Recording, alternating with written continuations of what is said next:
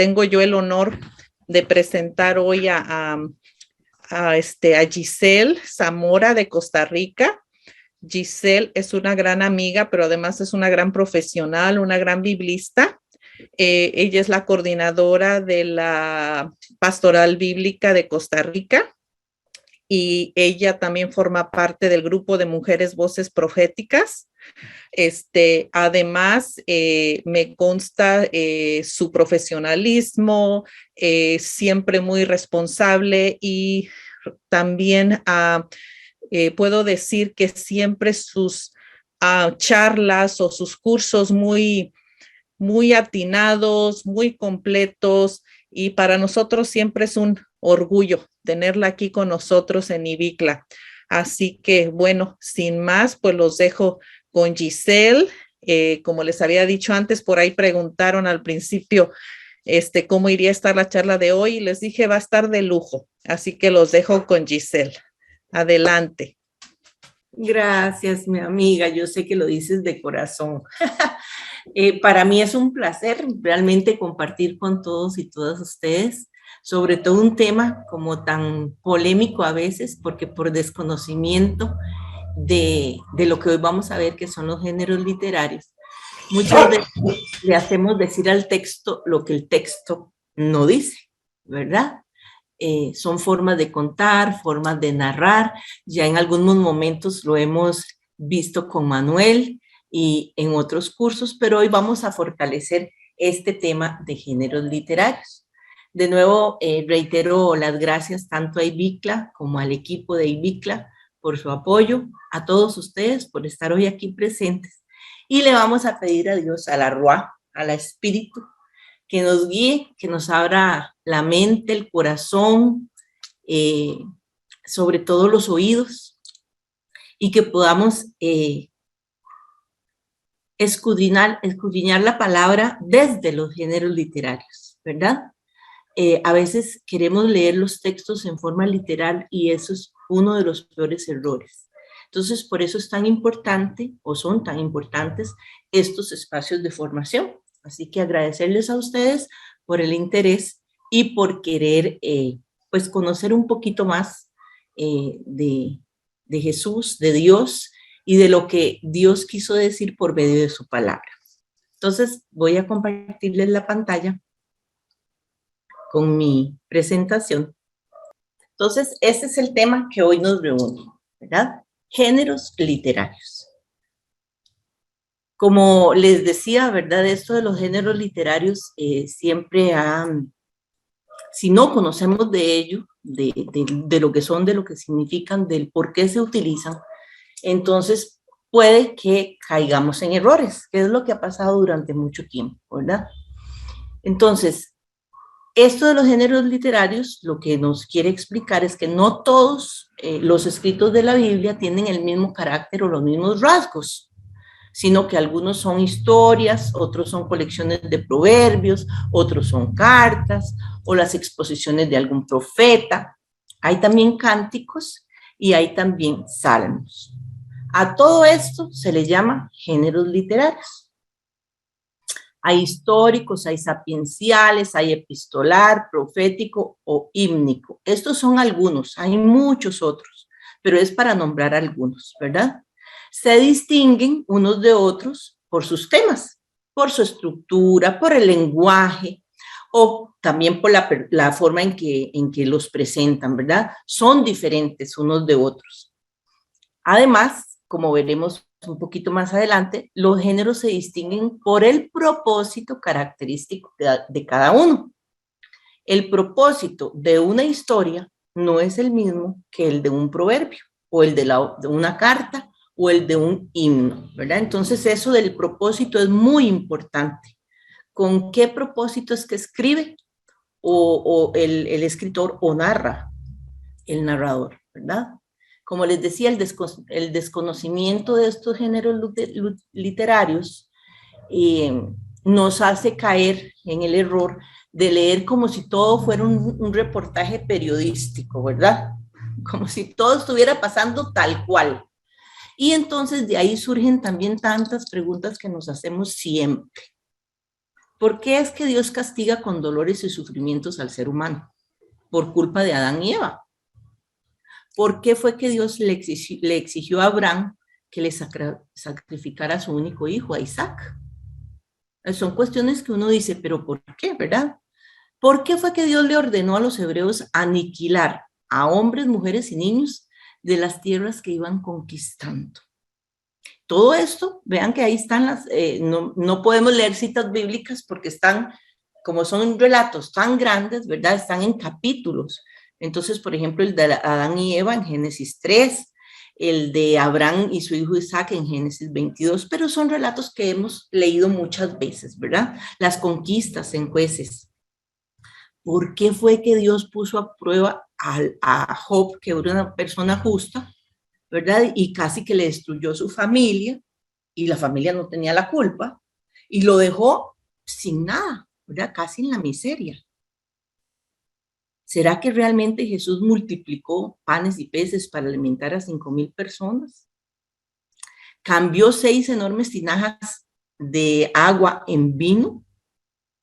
¿Verdad? Son las preguntas que siempre nos surgen. Entonces, debido a esto, es que necesitamos saber qué es un género literario. Casi siempre se aplica el término género literario a una obra vasta, grande, ¿verdad? Y muy compleja, como por ejemplo un libro.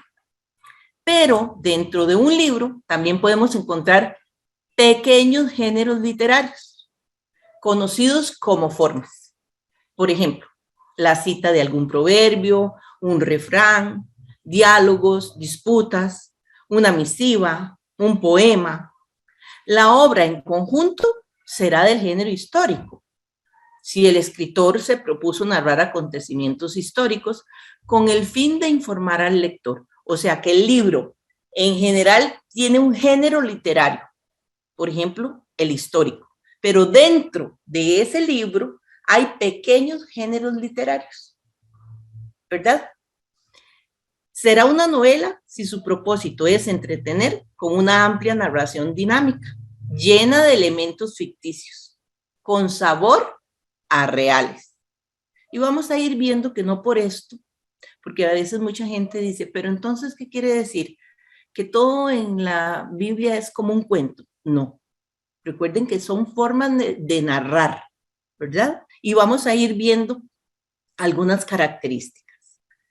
El género y la forma literaria son esencialmente iguales. Muchas veces incluso los términos se emplean intercambiablemente, o sea, se utilizan lo que es un género se le llama forma y a lo que es forma se le llama género.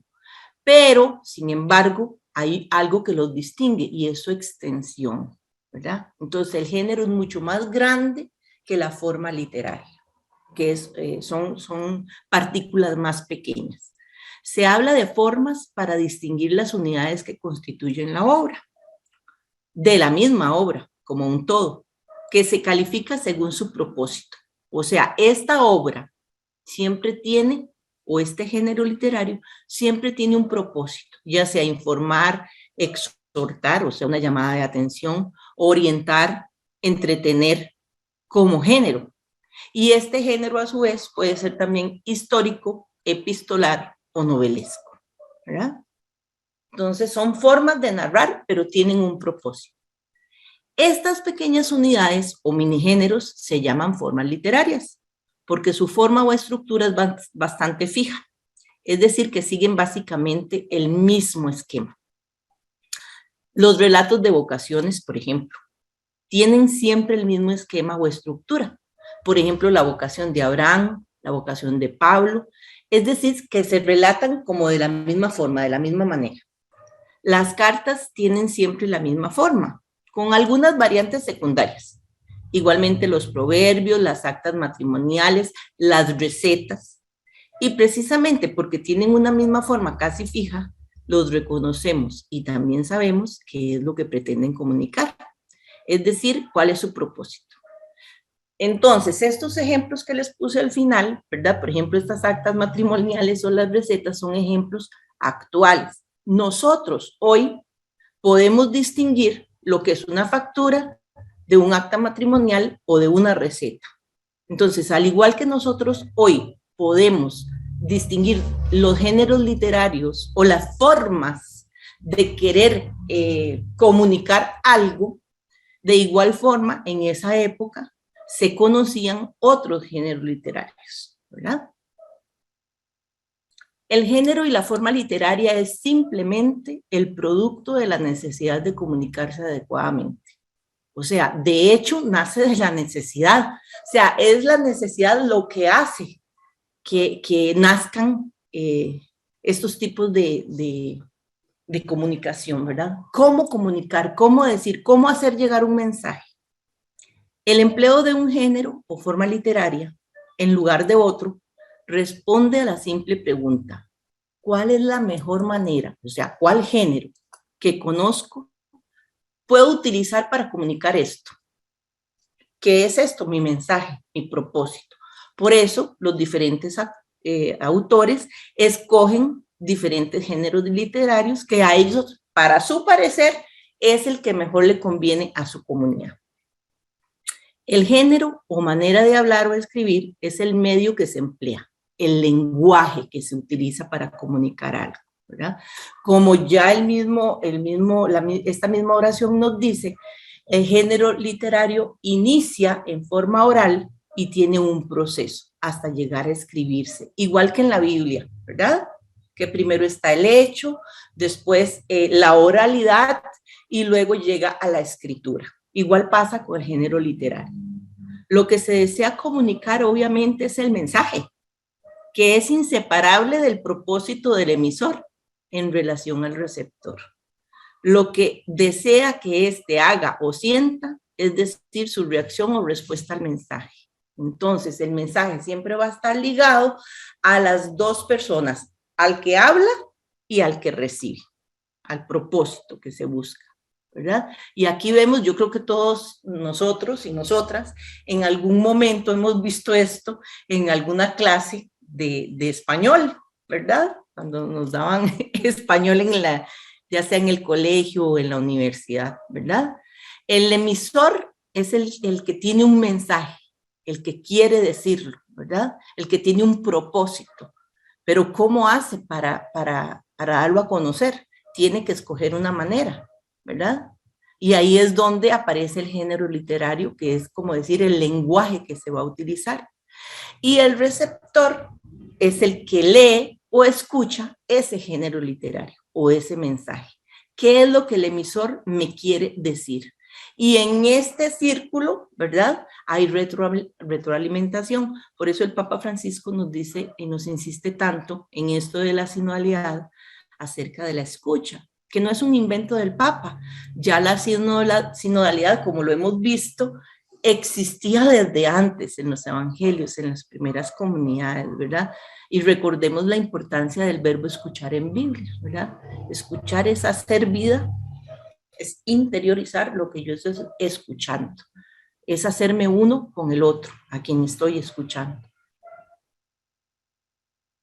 Entonces, todo eso parece como muy obvio, ¿verdad? Como les decía, ya lo hemos visto en la escuela, lo hemos estudiado en el colegio, pero sin embargo, cuando se trata de aplicarlo a la Biblia, nos topamos con problemas. El principal problema es el fundamentalismo y la lectura literalista, que era lo que les decía hace un momento, que ignora todo lo que eso implica, o reduce los géneros literarios existentes en la Biblia a unos pocos. Especialmente, cualquier narración la considera del género histórico, de modo que todo lo toman al pie de la letra, confundiendo los géneros leyenda, mito, epopeya e historia, y reduciéndolos únicamente a historia. Profecías, apocalíptica, son reducidos a vaticinios sobre el futuro, ¿verdad? Entonces, cuando nos dicen apocalíptico, inmediatamente pensamos en el fin del mundo. Profecía, inmediatamente pensamos en un adivino, o en alguien que nos está adivinando el futuro, ¿verdad? Y eso no es así. Por eso tenemos que profundizar y conocer acerca de los géneros literarios, que para mí es uno de los temas más importantes para poder comprender la Biblia. Bueno, la Biblia y cualquier libro, ¿verdad? Estas personas literalistas leen la Biblia como se leen las noticias e informaciones de los periódicos. En nuestro medio generalmente podemos diferenciar los géneros literarios, ¿verdad? Nuestros actuales géneros literarios. Y por eso también sabemos cuál es su propósito. Por ejemplo, sabemos diferenciar una factura de una receta, como les decía, ¿verdad? Una novela de una biografía. Pero cuando nos encontramos con géneros literarios que no conocemos bien, como sucede generalmente cuando leemos la Biblia, instintivamente tendemos a pensar que ese género debe ser semejante a alguno que sí conocemos, que es de aquellos corrientemente utilizados o usados hoy. En consecuencia, o a raíz de esto, pensamos que el mensaje y propósito del autor bíblico debe ser el que nosotros y nosotras imaginamos, cuando en realidad es otro. Por ejemplo, el género apocalíptico. Pensamos en vaticinios futuros o anuncios futuristas, lo que hoy conocemos como ciencia ficción, cuando en realidad tenía como finalidad animar a los perseguidos por su fe a permanecer fieles a Dios y que el bien prevalecerá ante el mal. En el género apocalíptico, lo que está narrando el escritor es una situación que están viviendo en ese momento, solo que lo hace con mucha simbología, ¿verdad? Queriendo dar un mensaje, pero que se está viviendo en ese momento. Solamente reconociendo el género literario en el que fue compuesta una obra y familiarizándonos con él, se podrá conocer el propósito que tuvo el autor y el mensaje que quiso comunicar. Para comunicar este mensaje, los autores del libro de Daniel, en un capítulo especialmente del 7 al 12, y del Apocalipsis, emplearon un género literario muy conocido en su tiempo, pero en desuso hoy, que es el apocalíptico. Lo mismo sucede con el libro de Jonás, que se suele tomar como una historia, cuando en realidad es un grandioso relato pedagógico, ¿verdad? Y en esto también ha tenido mucho que ver todo lo que es las películas de Hollywood, ¿no? Eso desgraciadamente nos ha catequizado mucho y nos ha confundido mucho, ¿verdad?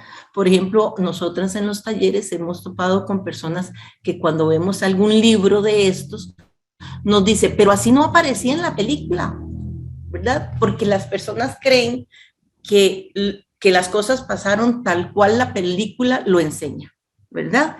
¿Esto qué quiere decir? Que no hemos profundizado en la lectura de la Biblia y nos hemos guiado por lo que nos cuentan, por lo que nos dicen y por lo que nos proyectan en estas películas.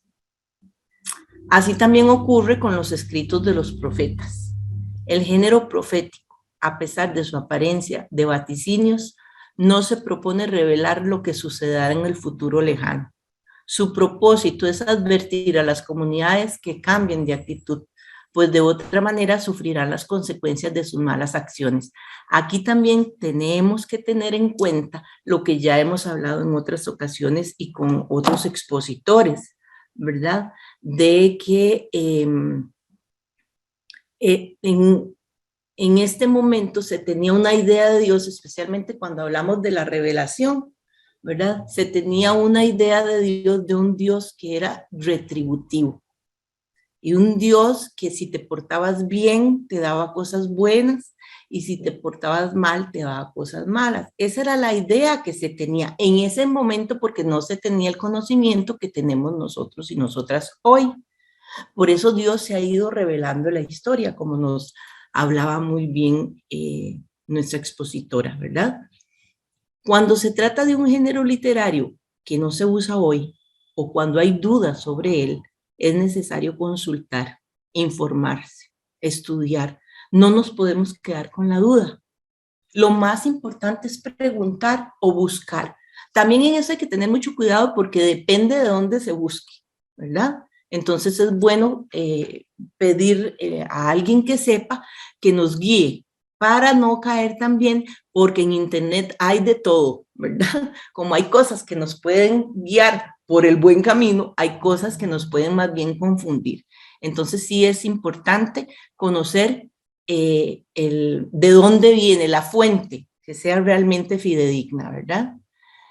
Y esto ya nos lo advertía claramente el Concilio Vaticano II en su Constitución sobre la Divina Revelación, como les hablaba hace un rato, retomando lo dicho en 1943 por Pío XII en su encíclica sobre la Biblia. Para descubrir la intención de los autores sagrados, entre otras cosas, hay que atender a los géneros literarios, puesto que la verdad se propone y se expresa de diversas maneras en los textos de diverso género, histórico, profético o en otras formas de hablar, Dei verbum, ¿verdad? Entonces, imagínense ustedes que desde 1943 ya se nos viene, o la iglesia nos viene diciendo, ¿verdad?, la importancia sobre los géneros literarios. Lo que pasa es que nosotros desconocemos de eso. Entonces tenemos, como les decía, que informarnos. El autor rara vez dice expresamente cuál es su propósito, porque presume que el lector conoce el género que está empleando y que en consecuencia el receptor sabrá qué se propone comunicarle. Aquí también es importante recordar lo que Manuel siempre nos dice: el escritor está escribiendo para su comunidad, para la gente de su época, con su problemática y con lo conocido en ese momento, ¿verdad?, en su cultura. En este caso estamos hablando de los géneros literarios utilizados en ese momento, ¿verdad? Entonces, lógicamente, la persona que está escuchando esa narración, ya sea histórica o profética o de cualquier género que sea, sabe a qué se está refiriendo ya sea el redactor o el escritor, ¿verdad? Pero como nosotros estamos en otra cultura, en otra época, tenemos que hacer un esfuerzo para lograr entenderlo, ¿verdad? Entonces, podemos hablar de la crítica de formas literarias. Esto quiere decir, ¿verdad?, esto de la crítica de las formas es la ciencia que estudia y sitúa los diversos géneros literarios y procura determinar el propósito general de cada género y forma literaria. Y ustedes dirán, pero ¿y cómo se realiza eso? Pues hay gente especializada que hace esto por nosotros, que hace estos estudios, ¿verdad? Y entonces, ¿cómo lo hace? Pues se realiza mediante el estudio comparativo con otras obras del mismo género y del mismo tiempo, de la misma época, y también de su mismo ambiente cultural e histórico. O sea, se hacen comparaciones con otras obras de ese mismo género, ¿verdad? Es así como se pudo aclarar el género y el propósito de los escritos apocalípticos, pues corresponde a más de una decena de obras similares de ese tiempo y de ese mundo, ¿verdad? Entonces, lo que a nosotros nos parece como tan difícil de entender era para estas épocas muy bien conocido por las personas. La llamada historia de las formas es el estudio de la evolución de las formas literarias, o de aquello que dijimos, ¿verdad?, que estas formas son minigéneros, géneros pequeñitos. Entonces, estos géneros también han ido evolucionando a través del tiempo y a través de la historia y según los momentos culturales. Una carta no se escribe hoy de la misma manera que en tiempos de Pablo, por ejemplo, la carta a Filemón, ¿verdad? Y así con todas las cartas de Pablo. Uno puede comparar, habrá cosas parecidas, pero no es exactamente como la carta que nosotros conocemos hoy. El estudio de la historia de las formas literarias nos permite entonces descubrir el origen de una determinada forma de expresarse y lo que en determinados tiempos y culturas se quería comunicar mediante ella y su propósito.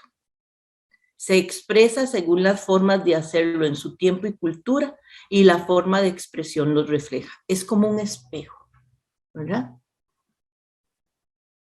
Las formas literarias siguen por lo general un mismo patrón y vamos a ir viendo. Por ejemplo, los relatos de milagros siempre empiezan por presentar la situación desgraciada o el problema que existe, ¿verdad? A menudo lo hace con mucho detalle. Luego hace una llamada de atención al taumaturgo para que realice el milagro, en este caso, digamos, Jesús, ¿verdad? Generalmente en forma de pedido. Luego, naturalmente, sigue el milagro, propiamente dicho. ya sea por gesto o por palabra, o en muchas ocasiones por ambos, cuyo realismo es resaltado por detalles que confirman el hecho. Por ejemplo, el paralítico caminó, el mudo empezó a hablar, y concluye con la mención de la admiración de los presentes. Si ustedes ven y recuerdan los milagros de Jesús, casi todos siguen este patrón, ¿verdad? Luego hay otros relatos, por ejemplo, el de la creación.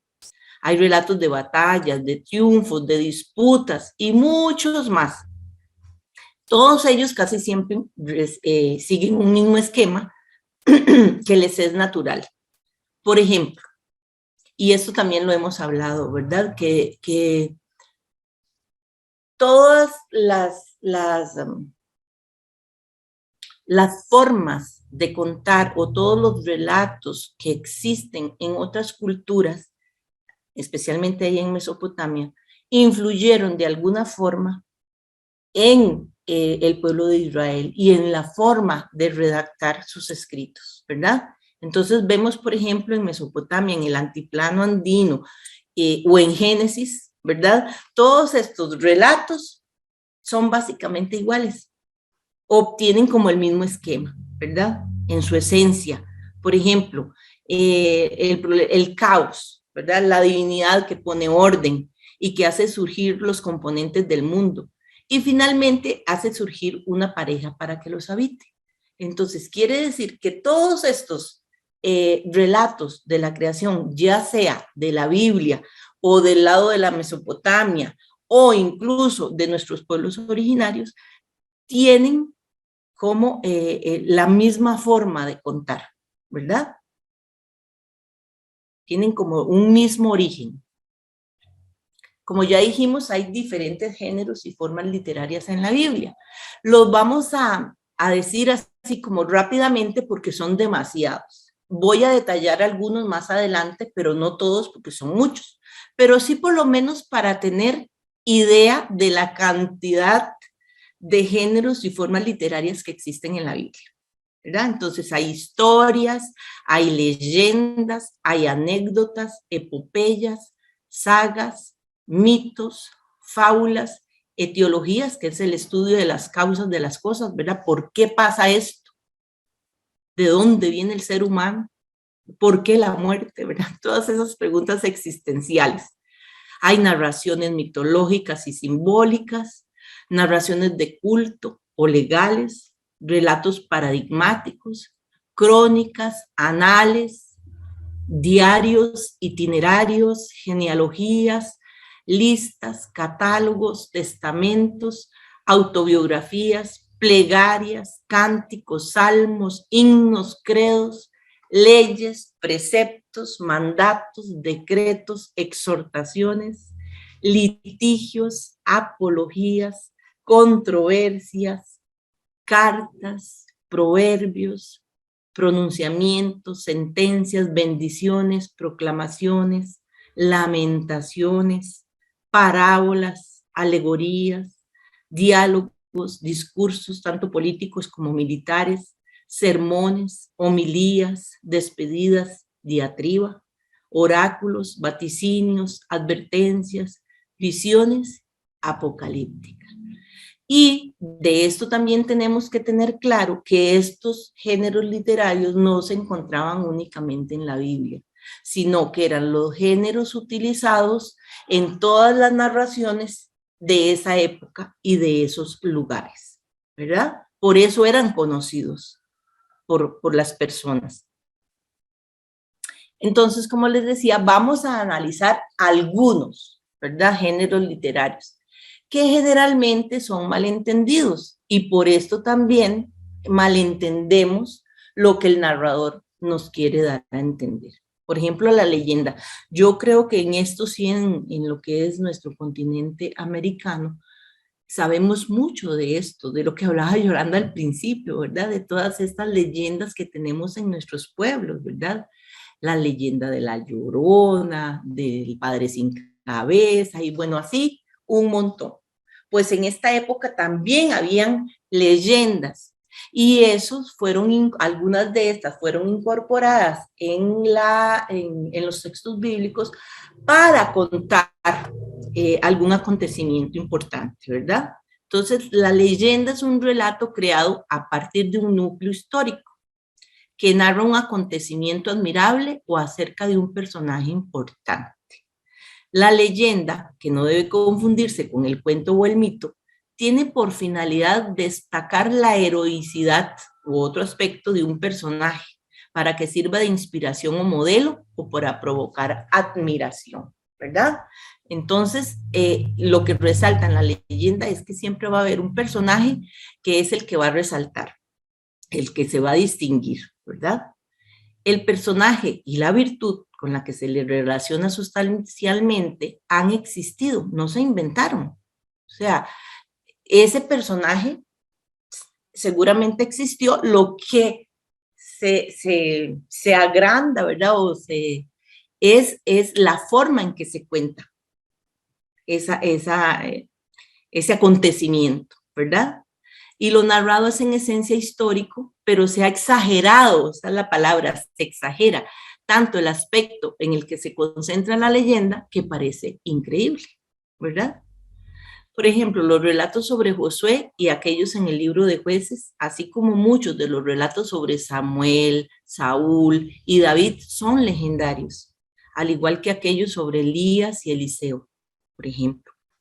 Pero el problema es que hemos leído esto en forma literal, ¿verdad? Y es ahí donde se nos hace confusión. La mayoría de estos relatos están relatados de tal manera que quede claro que la fidelidad de Dios resulta en éxito y prosperidad, mientras que la infidelidad atrae el castigo divino. Entonces, recordemos que estos relatos son contados con esta forma de entender a Dios. Entonces, si nosotros somos fieles a Dios, o si en este momento el pueblo era fiel a Dios, entonces como resultado había prosperidad y había éxito. Y si no, si era infiel el pueblo, entonces eso iba a traer un castigo por parte de Dios. Pero no podemos olvidar que esta es la forma o la imagen de Dios que se tenía en ese momento. En los evangelios y en Hechos de los Apóstoles también hallamos relatos de colorido legendario, por ejemplo, en relación a la niñez de Jesús y en los milagros. Las leyendas por lo general se centran en personas, pero también las hay de carácter etiológico, es decir, que narran el origen de algún fenómeno natural, por ejemplo, la columna de sal en Génesis 19, o del nombre de algún lugar, por ejemplo, la ciudad de Ai en Josué, capítulos 7 y 8, o de algún pueblo, como por ejemplo el pueblo de Canaán en Génesis 9, y el origen de alguna costumbre ancestral, por ejemplo, la importancia de la circuncisión para el pueblo de Israel, y eso se relata en Génesis 17 y Éxodo 14, o la celebración de la Pascua en Éxodo 12. Estos son capítulos enteros, ¿verdad?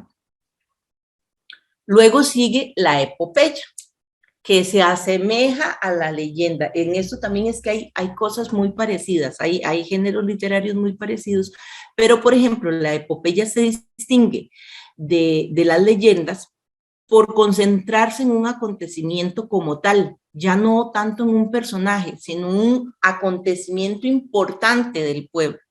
Por ejemplo, la conquista de Jericó. Las epopeyas se encuentran en abundancia en torno al Éxodo y la conquista de Canaán, pero también se hallan en Samuel y Reyes.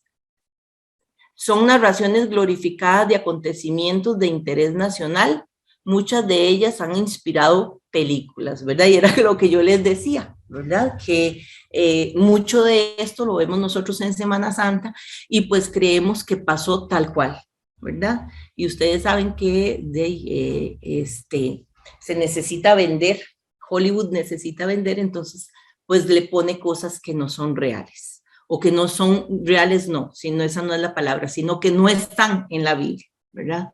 Como tal, o que no era la intención del autor lo que quiso decir el autor o el narrador no es como lo están interpretando los que hacen las películas en Hollywood, o nosotros y nosotras hoy también. No sé, creo que vi una manita levantada, no sé, ¿lo hacemos ahorita, Yola, o al final? No, si nos permiten, guarden sus preguntitas y al final les vamos a dar tiempo para preguntar. Listo, gracias. Luego también existen las novelas, ¿verdad? El género literario de novela.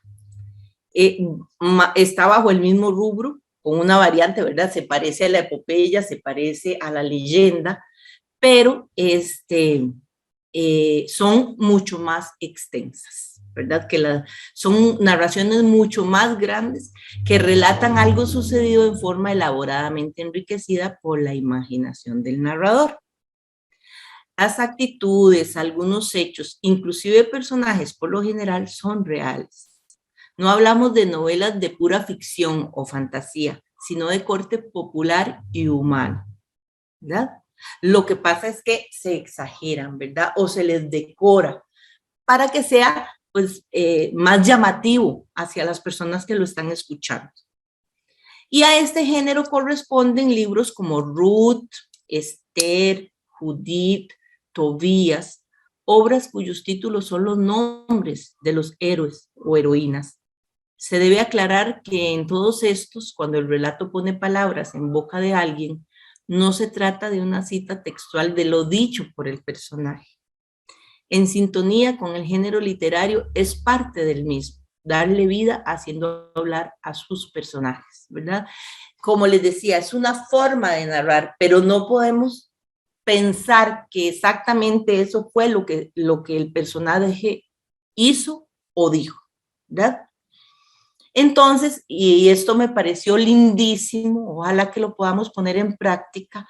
Entonces, a la hora incluso de hacer preguntas al texto, debemos incluso variar la pregunta, ¿verdad? Entonces ya no debemos preguntarnos, ¿por qué dice Dios esto? Sino preguntarnos, ¿por qué la leyenda o la epopeya o la novela presenta a Dios diciendo esto? ¿Verdad? Porque es el autor que está narrando algo, un mensaje que él necesita que escuche la comunidad, pero no es que Dios así lo dijo. Luego viene el mito, que esto también ha traído mucha confusión a la hora de leer los textos bíblicos. El mito no se basa en un acontecimiento histórico, sino que es un relato de algo supuestamente sucedido en un tiempo inmemorial, que se expresa con personajes representativos y en figuras simbólicas y coloridas, y por lo general con la intervención de seres, poderes o fuerzas que no son de este mundo. Proviene de la palabra griega mitos, que significa leyenda, ficción, reflexión. El mito es una narración ficticia para dar alguna enseñanza, explicación o instrucción sobre realidades concretas y profundas que experimentamos los seres humanos. El mito busca dar una explicación sobre los orígenes de las cosas, utilizando un lenguaje simbólico. En Génesis, en los dos relatos de Génesis que tenemos en la Biblia, hay mucho de esta mitología, ¿verdad? Se habla de ángeles, de demonios, de fuerzas extrañas, de lugares y tiempos remotos, científicamente no comprobables e históricamente no verificables. Pero no es un cuento o mera fantasía. El mito no es una falsedad, sino que realmente tiene un mensaje, quiere contar algo que es de suma importancia tanto para el que está escribiendo o para el que lo está narrando, como para las personas que lo están escuchando. El mito busca dar expresión comunicable a una verdad no sensible o trascendente, de la cual su autor está convencido. Por ejemplo, el mundo lo hizo Dios. Las desgracias son castigos divinos. Recordemos nuevamente que el autor o el redactor está convencido de esto. ¿Por qué? Porque era su manera de entender a Dios. Entonces, él está convencido de que Dios hizo el mundo, como nosotros también hoy, pero también estaba convencido de que las desgracias era porque Dios mandaba castigos a la humanidad. Nosotros y nosotras ya tenemos otra imagen de Dios y sabemos que esto no es así, ¿verdad? Eso se llama una fe que ha ido evolucionando también, una fe madura. Los mitos hablan de realidades, no de ficción. Realidades que están más allá de nuestra simple comprensión y por eso se expresan en símbolos. Entonces, los mitos lo que buscan es tratar de responder a preguntas que para el público que está escuchando no tienen una respuesta, ¿verdad? Entonces es una forma de buscar una respuesta a estas preguntas. El mito se diferencia de la historia porque no parte de un hecho acontecido, como hablábamos, ¿verdad? Sino de experiencias o de la constatación de una realidad existencialmente significativa. Y trata de responder a las simples preguntas como, que era lo que hablábamos, las preguntas existenciales. ¿Por qué sufrimos? ¿Por qué morimos? ¿Por qué hay catástrofes? ¿Por qué hay terremotos? ¿Por qué hay cataclismos? O, por ejemplo, ¿cuál es el origen de los seres humanos? ¿De dónde vienen los idiomas? Etcétera. Eso que nosotros nos preguntamos muchas veces, también se lo preguntaban en la época del Primer Testamento y del Segundo Testamento, o sea, en la época de la Biblia, en la época en que se fue formando la Biblia, ¿verdad? Los 11 primeros capítulos de Génesis son una colección de relatos mitológicos. Es un error muy común pensar que son historia, pero tampoco son cuentos. Los mitos de la creación son conocidos en todas las culturas, y a eso lo hablamos, ¿verdad? Incluyendo la creación de los seres humanos. En Babilonia se narraba el mito de la creación conocido como Enuma Elish. Los relatos en Génesis al respecto son también mitos. Adán y Eva son nombres simbólicos que significan de la tierra viviente, como lo son el paraíso, el árbol de la ciencia del bien y del mal, la serpiente. El mensaje básico de los relatos de la creación es que todo lo origina o es originado en Dios, ¿verdad? Es originado por Dios.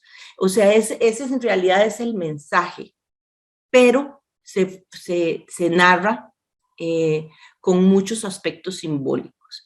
Incluso yo me acuerdo que cuando yo era pequeñita, a uno le decían, yo creo que eso lo he comentado con ustedes en algún momento, que había que creer por fe, ¿verdad? Leer la Biblia y creer por fe. Y yo especialmente, este es un texto que a mí siempre me causó mucho conflicto, porque al leerlo literalmente, que era como se nos enseñaba, ¿verdad? Entonces yo usaba la lógica y yo decía, bueno, pero es que entonces están Adán y Eva y tuvieron 2 hijos, Caín y Abel. Solo hay una mujer y resulta que uno de los hermanos mata al otro hermano. ¿Y cómo dicen que entonces Caín después se casó? ¿Con quién se casó si solo había una mujer que era Eva? Entonces yo erróneamente creía que era incesto. ¿Por qué? Porque yo lo leía literalmente. Y así creo que le pasa a muchísimas personas, ¿verdad? Entonces, por eso es tan importante conocer de los géneros literarios. Por eso los mitos que encontramos en la Biblia no debemos tomarlos literalmente, sino que deben ser interpretados para descubrir la verdad profunda que transmite. Por ejemplo, y aquí les quise poner un ejemplo de un mito en la Biblia. Y entonces, esto está en Jueces 9:15, dice, y la zarza dijo a los árboles, si en verdad me ungís por rey sobre vosotros, venid y refugiaos a mi sombra, y si no, salga fuego de la zarza y consuma los cedros del Líbano, ¿verdad? Entonces se está personificando a la zarza y a los árboles que tienen una conversación, ¿verdad? Luego viene también el tema de las fábulas o cuentos, ¿verdad? De eso también hay en la Biblia. Estas fábulas o cuentos son cercanos al mito, son fantasiosos, pero con la finalidad de mover al lector a sacar una lección, generalmente relacionada a alguna cualidad humana, o sea, de carácter ético. Puede ser un vicio o una virtud, ¿verdad? Se puede resaltar algo positivo, pero también se puede resaltar algo negativo. Son relatos de ficción didáctica, como los libros de Jonás y de Job, por ejemplo, y no son distantes de las parábolas. Y este ejemplo está, digamos, yo siento que está muy fácil para lograr entender nosotros esto de los cuentos o las fábulas en la Biblia. Por ejemplo, los niños toman los cuentos infantiles como una historia, como que realmente hubiese pasado. Lo viven, lo creen, ¿verdad? Incluso creen que los personajes son reales. Aunque los niños creen en los cuentos, los viven y creen que esto es real, nosotros los adultos sabemos por una serie de rasgos característicos que es un cuento, aunque nosotros mismos se los contemos, ¿verdad? Pero no por eso quiere decir que los cuentos son mentira. ¿Por qué? Porque cumplen un propósito, tienen una moraleja. Por ejemplo, el propósito en el cuento de Pinocho es no mentir, ¿verdad? Esa es la enseñanza. Que hay un montón de fantasías alrededor, ¿verdad? De sucesos alrededor que uno sabe que no es real, pero lo que importa es el mensaje que deja, ¿verdad? Igual, qué sé yo, Caperucita Roja, ¿verdad? El mensaje principal es el no desobedecer, ¿no? Muchas personas adultas son como los niños, desgraciadamente, que creen que todo lo narrado en la Biblia, por el hecho de estar en la Biblia, es historia. Y ahí es donde tenemos también que analizar cada vez que leemos estos géneros o los textos bíblicos, ¿verdad? Como vimos, ¿verdad? Hay varios géneros y vamos a ir viendo algunos otros. El género narrativo es utilizado para describir eventos, historias, personajes, lugares. Luego está el género discursivo o expositivo, que es precisamente como la palabra lo dice, ¿verdad? Para dar discursos, establecer leyes. Luego está el género poético y sapiencial, que hace, por supuesto, uso de la poesía hebrea. Utiliza lenguaje figurado, tiene metáforas o comparaciones. El género profético del que ya hablamos, que fue utilizado por los profetas para dirigir un mensaje al pueblo, denunciando lo que se opone al proyecto de Dios. Este género lo encontramos principalmente en el Primer Testamento. Sus representantes son los profetas.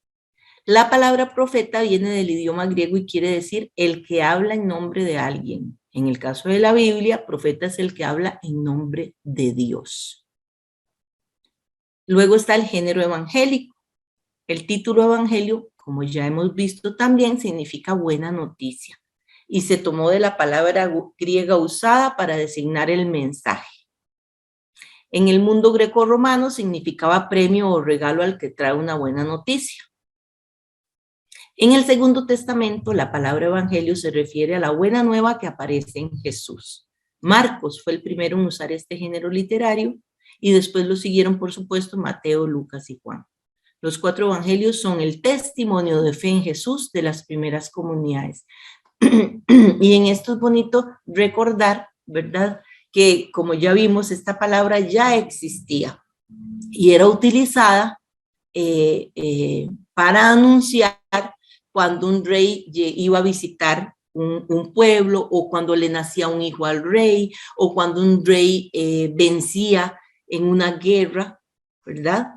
Pero también habían malas noticias, ¿verdad? Que eran llevadas también por estos mensajeros.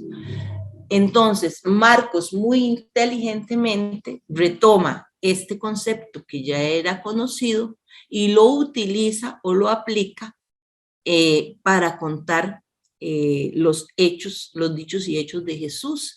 Y entonces va a decir que la buena noticia es Jesús mismo, ¿verdad? Pero ya era un concepto que se conocía.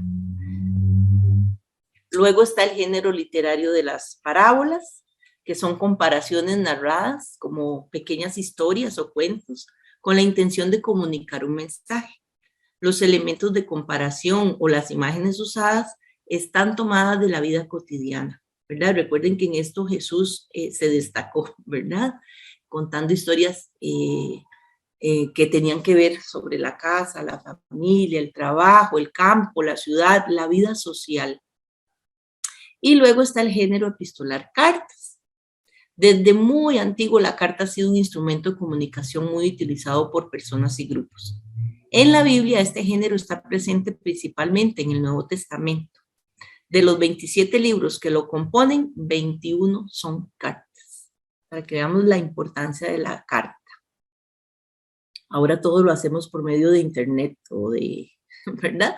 Pero la carta era un medio de comunicación muy importante y se añoraba, ¿verdad? Qué bonito era recibir una carta de alguien con un mensaje, ojalá mensajes bonitos, ¿verdad? Entonces se esperaba con muchas ansias y le daban a uno motivo para seguir, que era lo que hacía Pablo, ¿verdad? Con sus comunidades, para alentarlos, o incluso también para regañarlos en algunos momentos, jalarles las orejas. Luego está el género midrash, que significa investigar, buscar. Este género busca el sentido profundo de los hechos nuevos, teniendo como respaldo los textos antiguos. El midrash es una relectura de los textos del Primer Testamento con el fin de iluminar un nuevo acontecimiento. Entonces, por eso en los libros del Segundo Testamento hay muchos textos que lo que están haciendo es alusión al Primer Testamento, ¿verdad? Eso es a lo que se llama un midrash. Un ejemplo de esto lo encontramos en los relatos de la infancia de Jesús. Los evangelistas toman como base histórica el nacimiento de Jesús, pero explican su vida a partir del Primer Testamento, ¿verdad? Entonces, es lo que hemos dicho muchas veces. Las primeras comunidades están reflexionando acerca de que Jesús es el Mesías basándose en lo que dice el Primer Testamento, no es al revés. No es que los profetas están hablando de Jesús muchísimos siglos antes. Se habla de un Mesías, de alguien que va a venir y que cumple ciertas características. Cuando las primeras comunidades hacen el midrash, o sea, la reflexión del pasado, es cuando ellas creen que todas estas características de este Mesías anunciado las cumple Jesús. Así es como hay que hacer, digamos, la lectura, ¿verdad? Luego está el género apocalíptico, que ya lo hemos mencionado, y apocalíptico, recordemos que significa revelación, o sea, que se quita el velo, ¿verdad? Este género nace en periodos de crisis y persecuciones y se utiliza para dar esperanza. Esto es muy importante. Utiliza gran cantidad de signos, símbolos e imágenes ordinariamente extraños y raros, los cuales solo eran entendidos por los judeocristianos, ¿verdad?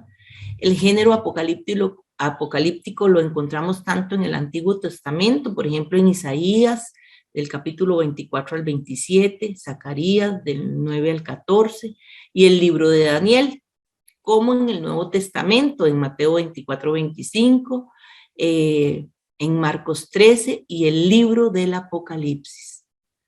Los textos apocalípticos, y esto yo creo que sí es importante que lo recordemos y lo recalquemos, porque no podemos seguir pensando que cuando se nos habla de Apocalipsis se está hablando del fin del mundo, ¿verdad?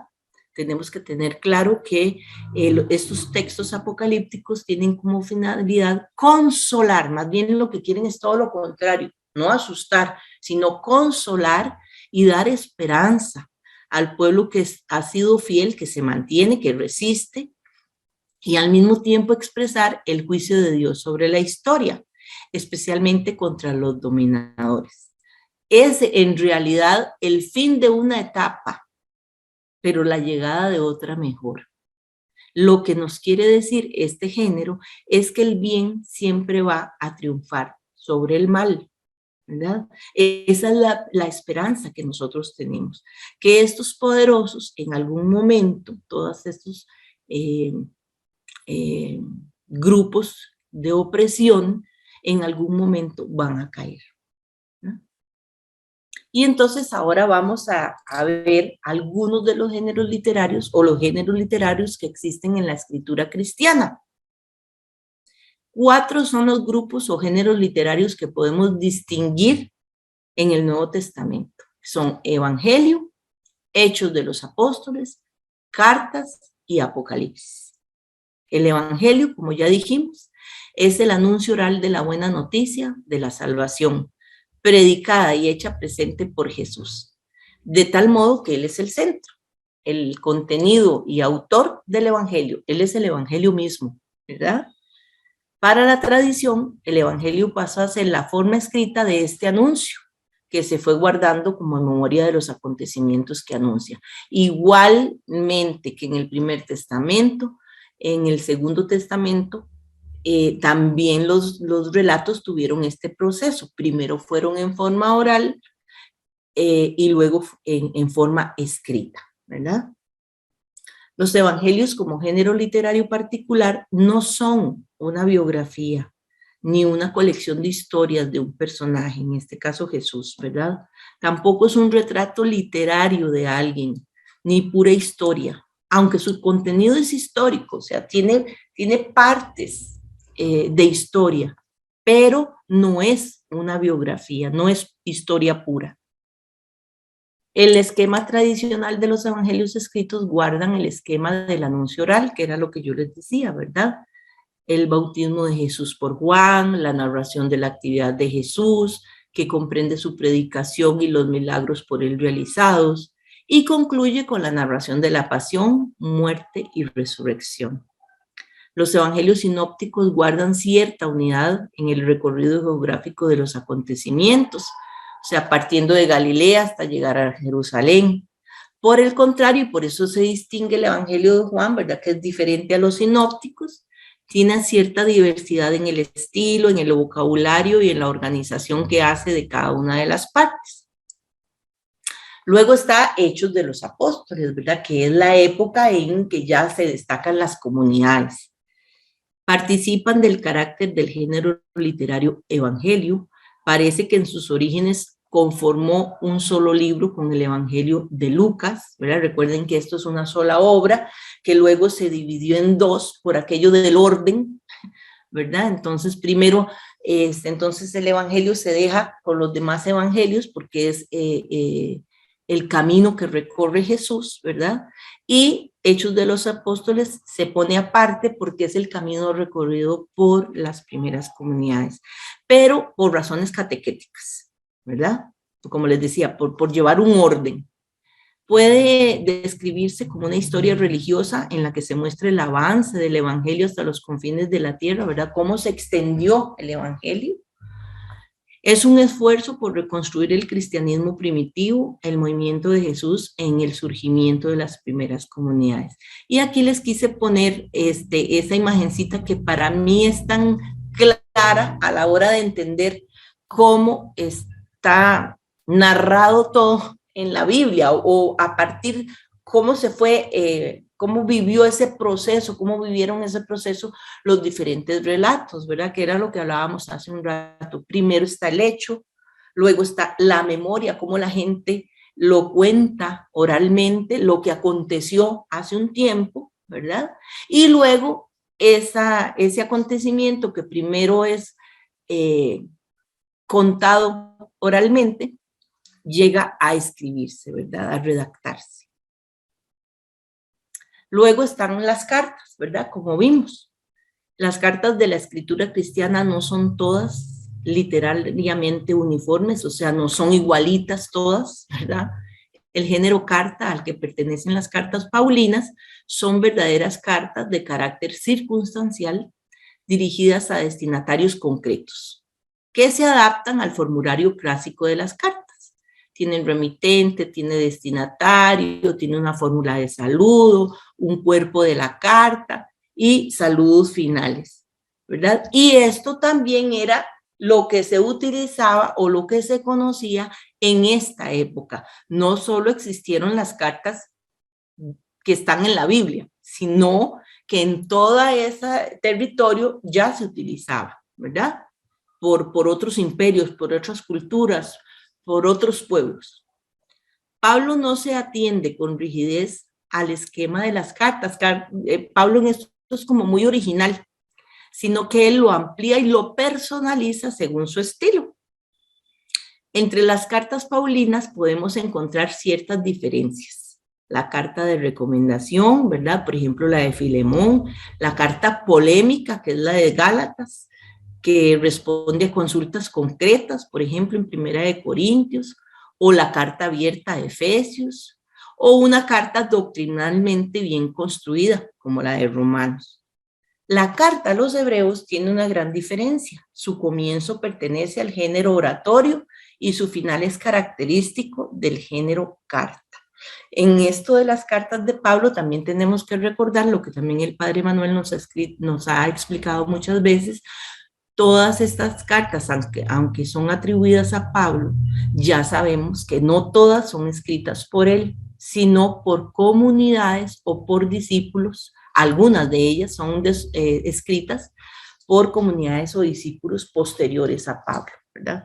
Que son las llamadas deuteropaulinas, que también creo que nos lo explicó un poco Caro. Luego está la carta de Santiago, que pertenecería más bien al género exhortativo, ¿verdad? Como llamadas de atención. La primera carta de Pedro se asume como carta, pero usa muchos elementos tradicionales de la catequesis y la liturgia. La carta de Judas es del género homilético, judeo-helenístico, o sea, algo parecido también sucede con la segunda carta de Pedro, que más que una carta es una homilía, o sea, tienen muchas características litúrgicas, son como testamentos espirituales, ¿verdad? La primera carta de Juan es considerada como una predicación, pero la segunda y la tercera de Juan sí son consideradas como verdaderas cartas, ¿verdad? Entonces, aunque se le llamen cartas, hay algunas que no cumplen como todas las características de carta. Y luego, como ya vimos, ¿verdad? El Apocalipsis, que es el libro de Apocalipsis, porque está el género literario Apocalipsis, que aparece en otros libros, como ya vimos, de Daniel y así, pero ahora hay un libro completo que se llama Apocalipsis, ¿verdad? Todo él es apocalíptico. Es el último libro de la Biblia y significa revelación. Es el desvelamiento de algo oculto y pertenece al género literario apocalíptico que floreció en los siglos cercanos a la era cristiana, o sea, antitos de la aparición de Jesús, del nacimiento de Jesús. ¿Por qué? Porque nace en épocas de crisis.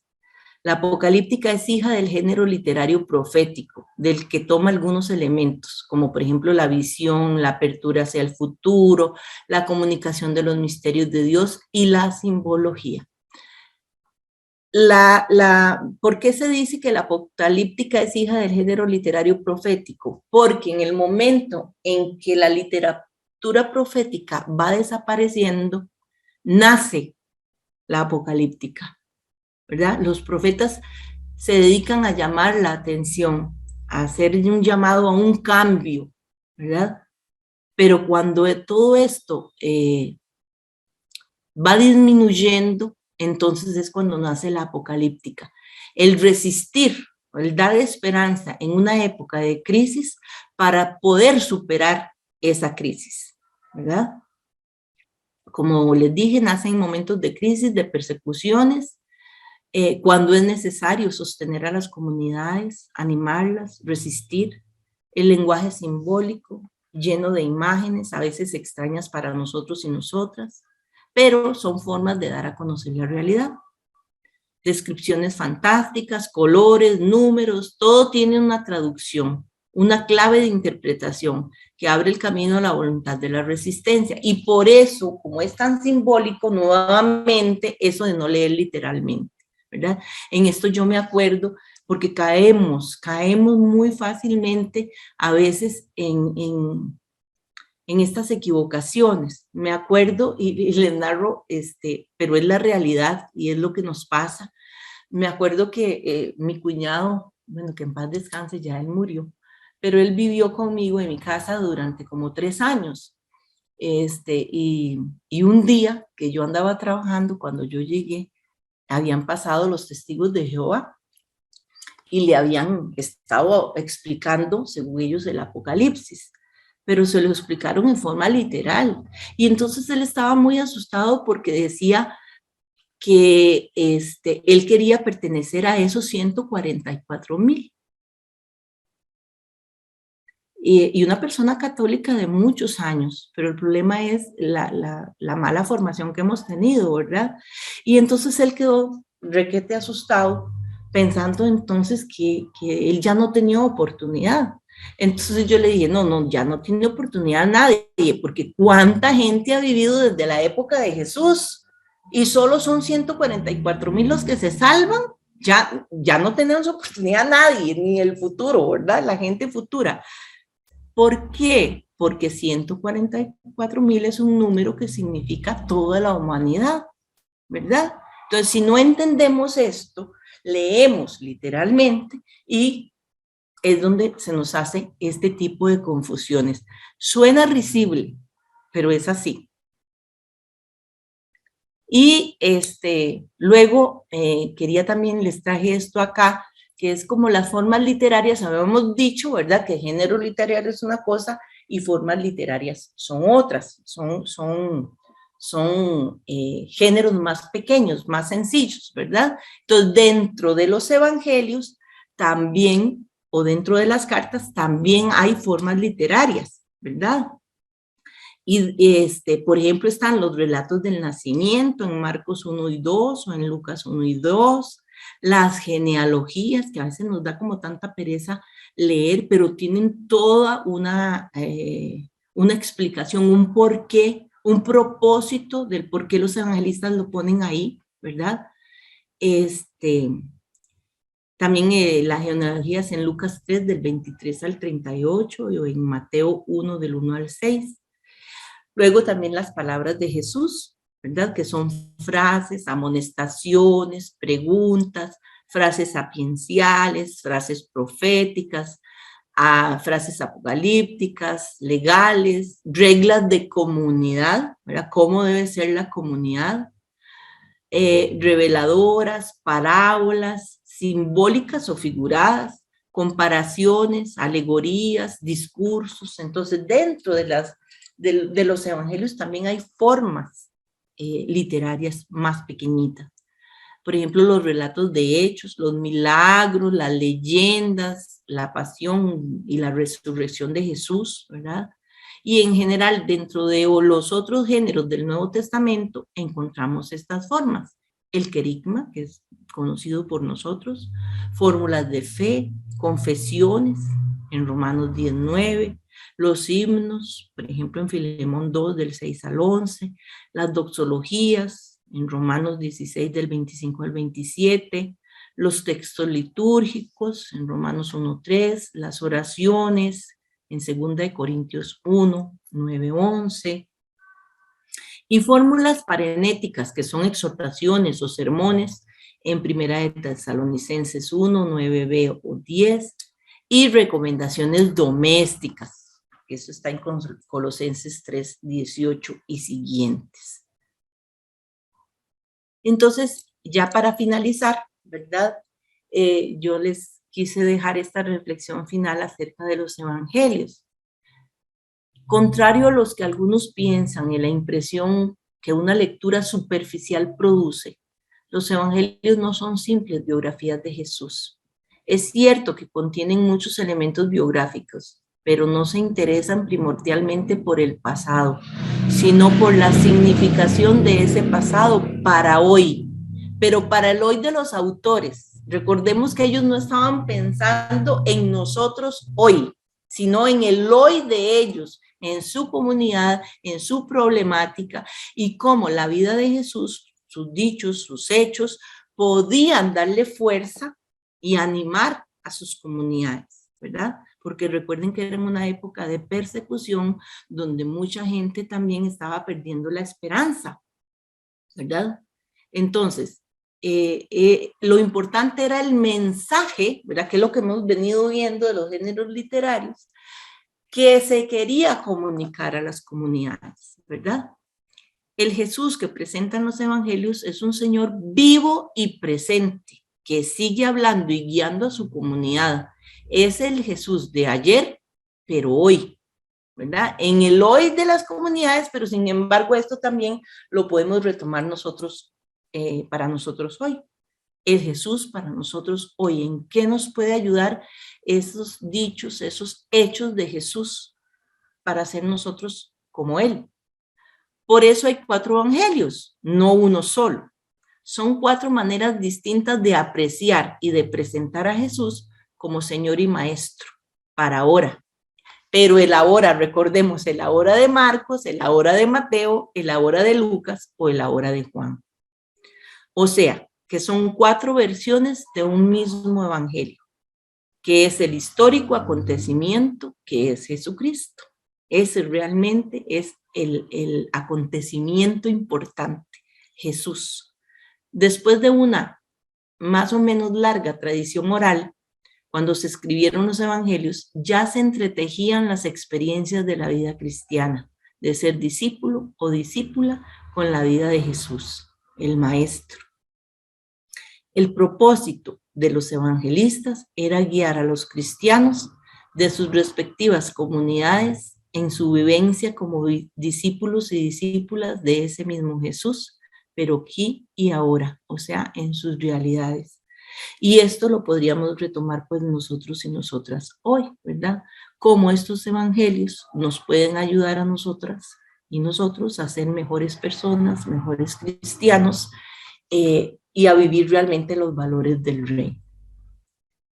Así que este sería el trabajo que hoy quería compartir con ustedes. Yo espero que haya sido de la forma más sencilla, ¿verdad? Para poder entender un poquito, porque no es un tema fácil y hay que seguir profundizando en esto. Entonces, así que muchísimas gracias a todos y a todas. Gracias a ti, Gis. Muchísimas gracias. Creo que sí, bueno, a veces fácil decir, ¿verdad? A una, sí, fue muy sencillo, fue muy fácil. Quizás hay otras personas que dicen, todavía tengo muchas cosas que digerir, y yo nada más les quiero compartir antes de pasar a las preguntas que yo, estas clases, olvídense, antes de siquiera atreverme a dar la clase, yo tomé esta clase o este curso no sé cuántas veces, por lo menos 5 veces. Me repetí todos los cursos una y otra vez y otra vez y otra vez, y cada vez que lo repetía todavía aprendía, y ahora cuando no doy el curso yo aprendo muchísimo más de los demás. Así que muchas gracias, Gis, estuvo creo que muy, muy bien presentado. Y bueno, pues pasemos a las preguntas. Por ahí levanten su manita virtual quienes tengan alguna pregunta, algún comentario, alguna duda. Pues ahorita es el momento de que entre todos podamos compartir todo esto. Acuérdense hagan su pregunta, denle tiempo a Gis o a quien quiera participar de contestar, y luego otra pregunta, otra persona, etcétera. Entonces, pues adelante. Eso que decías, me parece que es muy importante, Yola, porque nosotras, por ejemplo, en el Centro Bíblico acá en Costa Rica, bueno, ahí están creo que María Livia y Marta, que no me dejan mentir, nosotros todos los años iniciamos los encuentros bíblicos haciendo un repaso de las preguntas de iniciación, ¿verdad? De que cómo se escribió la Biblia, los géneros literarios, porque eso tiene, o sea, es algo muy profundo y a uno se le tiende a olvidar, ¿verdad? Entonces, siempre hay que estarlo repasando. Claro que sí. Y bueno, por ahí tenemos ya a Deogracia, adelante, que quiere. Sí, solamente quiero felicitar a Giselle por su participación tan destacada y bonita y explicativa, ¿verdad?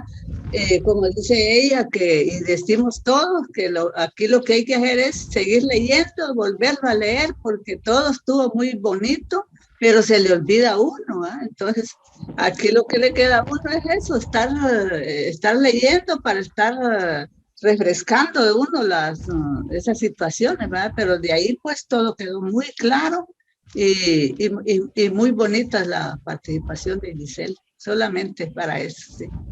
Gracias, Dios te bendiga, qué amable. Sí.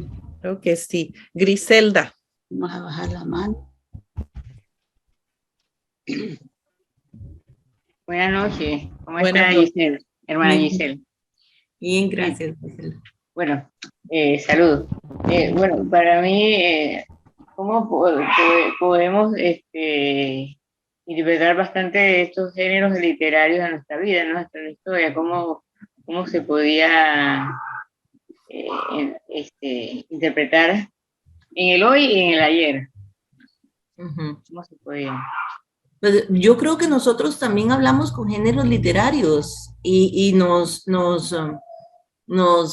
comunicamos, solo que no nos damos cuenta de eso. Por ejemplo, cuando usted le dice a un niño, uy, te amo hasta el cielo. Eso es un género literario, eso es una forma literaria, es una forma de hablar. Usted el mensaje es que usted quiere mucho a ese niño, pero usted sabe que eso no es así, que no es hasta el cielo. Es una forma de narrar, ¿verdad? Entonces, nosotros utilizamos los géneros literarios actuales, los que conocemos, que era lo que yo explicaba, ¿verdad? Y no nos damos cuenta, porque ya están integrados en nuestra vida. Igual pasaba en la época de la Biblia, ya eran géneros literarios conocidos de su época y por eso para ellos era fácil entenderlos o narrarlos o explicarlos. Para nosotros hoy tenemos que hacer un esfuerzo, ¿verdad? Porque no son los mismos géneros literarios que nosotros conocemos. Pero nosotros vivimos haciendo comparaciones en todo nuestro vocabulario. Todo. Uy, me dolía la cabeza, pero ustedes no saben. Era un dolor que yo deseaba reventarme la cabeza. ¿Verdad? Y ustedes saben que no es eso. Yo lo que estoy queriendo decir es que me dolía tanto, ¿verdad? Que yo sentía que me iba a explotar, pero no es que la cabeza va a explotar. Es una forma de contar, ¿verdad? Sí. Hoy te bajaría la luna, le dice un enamorado a la enamorada. Usted sabe que eso es imposible, no le va a bajar la luna. Usted sabe que eso es una mentira. Exactamente, ¿verdad? Es una forma de expresar el amor, de convencer a la enamorada, ¿verdad? Pero entonces nosotros lo hacemos día a día, solo que no nos damos cuenta de eso. Sí, no sé si te contesté, Griselda. Claro que sí. Y nada más me gustaría agregar lo que decías, Gis, que ellos estaban tan acostumbrados a los géneros literarios que usaban en ese momento, que a lo mejor también no tenían que dar ninguna otra explicación.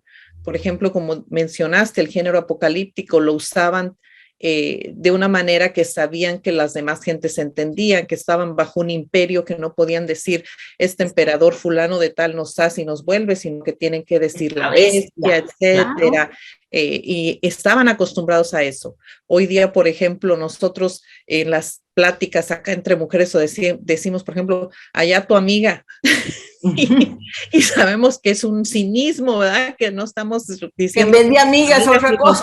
Aquella mujer que no queremos decir el nombre, o cuando usted dice un chiste, hoy día pues es un género. Por ejemplo, algo que pues no se usaba en ese tiempo, el texto. Ahorita que nos mandamos por el teléfono los textos, pues si hablamos de texto, nosotros lo entendemos, pero en ese tiempo, si nosotros viajamos al pasado como en las películas y decimos, mándame un texto, la gente va a decir, pues, ¿quién sabe esta marciana qué querrá decir, etcétera?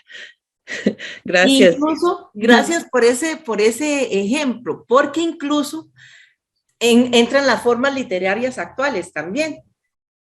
No es lo mismo lo que tal vez un joven me quiere decir a mí con esas imagencitas del WhatsApp que lo que yo interpreto de ese texto o de esas imagencitas, porque para mí significan una cosa y para el joven, lo digo porque me ha pasado, para el joven que me lo está mandando es otra completamente diferente, ¿verdad? Entonces también incluso en generaciones eso también va cambiando, ¿verdad? Eso influye. Pero lo utilizamos a diario, a diario. Ahí está Roger que quiere hacer una pregunta. Sí. Antes de pasar con Roger, porque me gustó eso que dijiste también, hasta en eso que dices en la actualidad, por ejemplo, hay que saber quién lo envió y cómo se desarrolla en su ambiente esa persona. Por ejemplo, los jóvenes, envió este emoji, envió esto.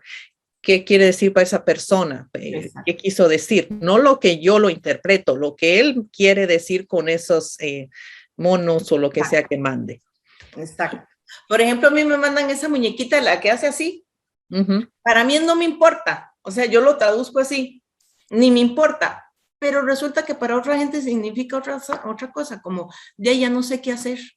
Entonces, el mensaje llega totalmente distorsionado, ¿verdad? Entonces, eso también son géneros literarios, ¿verdad? Solo que ahora son formas dijimos, ¿verdad? Que el género literario es una forma de comunicarse. Ahora hay tantas formas de comunicarse. Por eso en el WhatsApp también, yo no sé si ustedes lo han vivido, pero yo por lo menos sí. Es difícil entender el mensaje que la otra persona me quiere decir, porque yo lo estoy tal vez traduciendo a mi manera. Incluso a veces me siento ofendida y resulta que el mensaje no llevaba nada de ofensa, ¿verdad? Entonces eso depende mucho. También incluso de la situación personal en que yo me encuentre, ¿verdad? Claro. Roger, gracias, Gis. Muy buenas noches, ¿se me escucha? Sí, claro. Bueno, no tengo preguntas, estoy muy contento por la excelente presentación y quisiera felicitarla. Me agradó mucho, de hecho me recordó un curso que llevé con el padre Eduardo Arens, no sé si le conoce. Es un curso muy bueno que él tiene de géneros literarios y prácticamente lo resumió muy bonito, muy bien explicado. Y lo que quisiera es como hacer un comentario, a ver si rapidito para no quitar tiempo.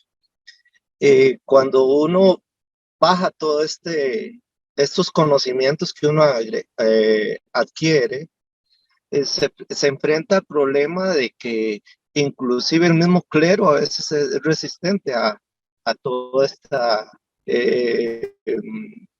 pese a que es tan viejo como lo explicaste desde el Concilio Vaticano, el clero se resiste a que esto se comunique, se lleve al piso. Entonces, ahí le dejo esa inquietud. Yo soy de Costa Rica también. Sí, le reconozco la forma de hablar, nos reconocemos. Yo lo reconocí.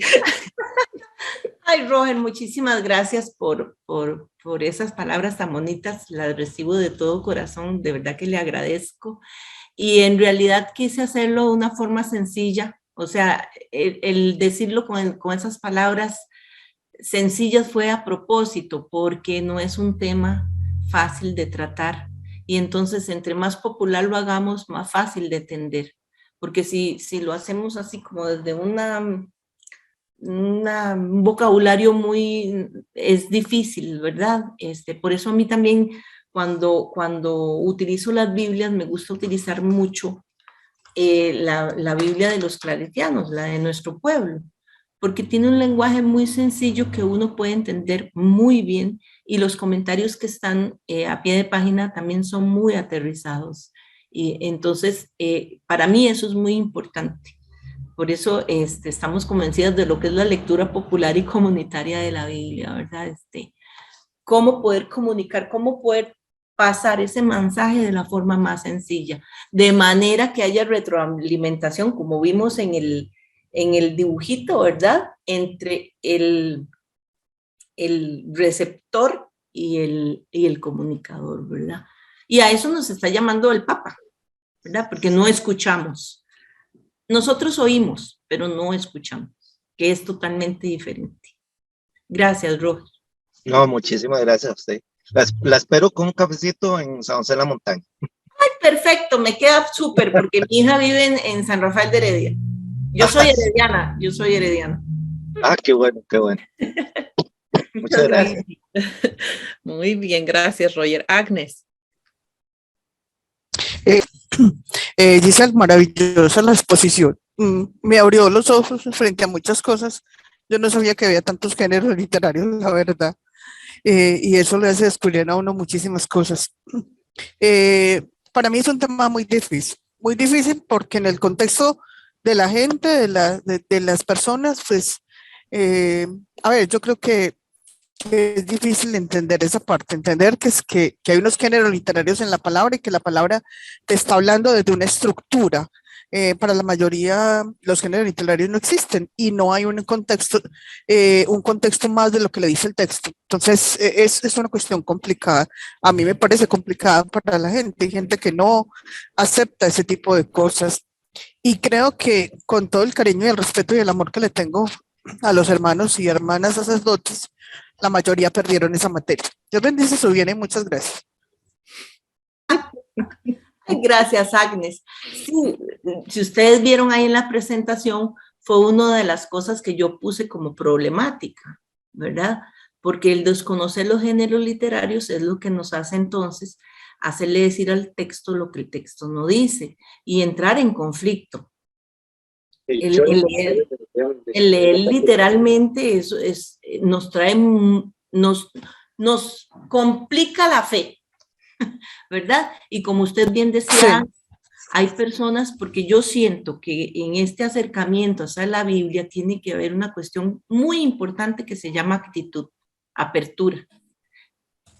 Por eso siempre que yo estoy dando un tema o voy a dar un taller, lo primero que yo le pido a Dios es que nos abra la mente y el corazón y los oídos, porque mientras no tengamos disposición, no va a haber cambios, ¿verdad? Si no hay apertura, no pueden haber cambios y seguimos estructurados. Entonces, lo primero es que haya disposición para poder entrar en ese camino. La escucha, volvemos, la importancia de la escucha en el texto bíblico, ¿verdad? Hacer vida lo que estoy escuchando, interiorizarlo. Pero hay gente que no quiere cambiar, entonces, pero eso ya es una cuestión muy personal, ¿verdad?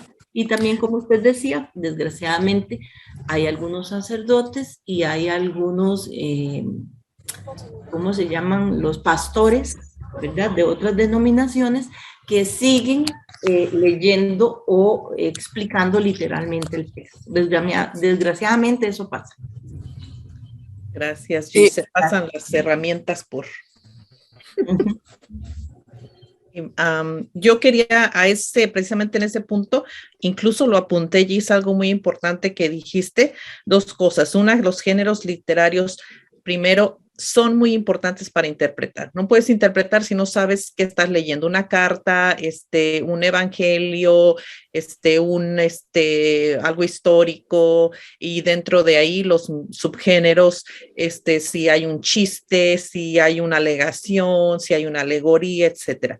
Y otra cosa que me pareció súper importante que mencionaste, preguntar por qué el autor presenta a Dios diciendo esto. Entonces yo creo que yo me quedo con esa pregunta, con ese en la mente cuando voy a leer algo, en vez de decir, ¿por qué Dios dijo esto? Y ¿por qué el autor de lo que sea, narración, evangelio, etcétera, presentó a Dios diciendo esto? Y eso se me hace súper importante. Y en eso es que quiero retomar, porque yo creo que eso es muy importante, algo que nos llama, digamos, a repensar todo esto. Por ejemplo, es cuando Jesús está solo en el desierto, ¿verdad? Que llegan esas tentaciones, o cuando Jesús está solo en el monte orando, ¿quién escribió? Si se supone que solo estaba Dios con Jesús. ¿Verdad? Entonces eso tenemos que pensarlo. ¿Quién estaba ahí para escribir? Bueno, es el autor contando lo que él cree que Jesús vivió en ese momento. Así es. ¿Ah? Yo Entonces, creo que ahí dicen en el clavo con todo. con ese ejemplo yo creo que se nos facilita un poquito. Ok. Marta Montero. Bueno, Giselle, para felicitarte, una preciosa exposición. Siento que cada día nos vas aclarando más la mente, principalmente a nosotros aquí en Costa Rica, que usted decía que todos los años nosotros iniciábamos con que la Biblia, comenzar a conocer. Y muchas veces uno dice que ha aburrido lo mismo, pero cuando se trata de la palabra de Dios, siento que no es aburrido, porque cada día que leemos algo, cada día que vemos algo, vamos aprendiendo más. Hoy me siento muy orgullosa de estar en el grupo de los claretianos y principalmente contar con una persona como usted, Giselle, tan entregada a cada uno de nosotros, porque no estás entregada al estudio, pero yo siento y te he dicho muchas veces que es la entrega que tiene usted para cada uno de los que estamos en ese grupo de los claretianos. Y felicitarte nuevamente, muy lindo, y seguir adelante. Y como dijo la primera señora que habló, tenemos que estar repasando, pero eso no porque ella lo ha dicho, sino porque también ustedes, todos los jueves nos dicen lo mismo. Acuérdense en repasar, que es importantísimo, y siento que sí, que el estar repasando nos ayuda mucho a poder ir entendiendo. Excelente, y estuvo muy, muy clarito. Muchas gracias y bendiciones para todos y todas. Gracias, doña Marta, Dios la bendiga. Gracias, Marta. Antes de ir con Adriana y con Mariela, déjate leo esto que va a propósito de lo que hablábamos hace un momentito. Ernesto Weiss dice, no solo pastores de otras denominaciones. En mi ciudad conozco 2 sacerdotes que se oponen totalmente a decir que la Biblia no es palabra de Dios tal cual como se lee, y le hacen la vida imposible a compañeros que han intentado abrir espacios de formación distinta. Muy cierto. Muchísimas felicitaciones aquí. Gracias, Ernesto. Adriana. Muy buenas noches. Buenas noches. Muchísimas gracias, excelente presentación. Se los agradezco mucho. Estoy desde acá, desde Medellín, Colombia. Y también es como un aporte, porque de acuerdo al género literario también está entre la comunicación, el estado de ánimo de la persona que reciba el mensaje o el estado de ánimo del que dé el mensaje. También da mucho porque muchas veces uno va a decir algo y la otra persona entiende de otra manera.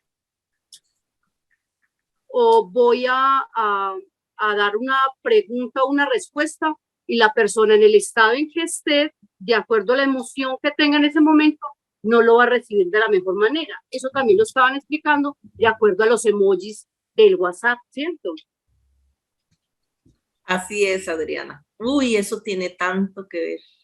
Eso es importantísimo, porque a veces mi estado de ánimo, y como usted lo dijo muy bien, no solo del receptor, sino del que da el mensaje, ¿verdad? Eso influye montones. Porque puede que mi intención sea una, pero el receptor lo está recibiendo de otra manera, ¿verdad? O al revés. Eso tiene muchísimo que ver. Y eso se ve también en la Biblia, ¿no? Por eso cuando hablamos, y eso lo vamos a ver en un tema después, lo que es palabra de Dios y lo que no es palabra de Dios, ¿verdad? En la Biblia. ¿Por qué? Porque también está el sentimiento humano, que eso es imposible que no se refleje. Así es. Muchísimas gracias. A usted, Adriana. Gracias. Mariela. Bueno, un saludo, Yolanda, desde Costa Rica igual. Saludos, Bueno, Mariela. Ay, sí, yo quería decir que me uno al café del muchacho de San José de la Montaña, ¿verdad? Aquí los heredianos nos apuntamos a ir a tomar ese cafecito con Giselle. Giselle, bueno, decirle que, bueno, yo venía manejando y venía escuchando y sinceramente me daba mucha alegría volver a repasar todos estos temas, escucharla. Estuvo muy interesante y a pesar de que uno pudiera estar en este camino, como decía la compañera, todo esto siempre es importante estarlo repasando, máximo que ahora hay tantas corrientes de tantas alarmistas, ¿verdad? De cómo leen la Biblia. Entonces, primero me sentía muy contenta, orgullosa y feliz de escucharla, ¿verdad? Felicitarla, ¿verdad? Y darle un gran abrazo. Hace día no nos vemos, pero para mí ha sido un gusto escuchar todo esto porque Dios también se va manifestando a la hora de ir redescubriendo todas esas palabras, ¿verdad? Y en estos momentos que hay tantas cosas, podemos realmente salir y ser testigos del amor de Dios ya con una imagen mucho más clarificada de lo que Dios nos quiere transmitir. Ay, Y María, bueno, gracias.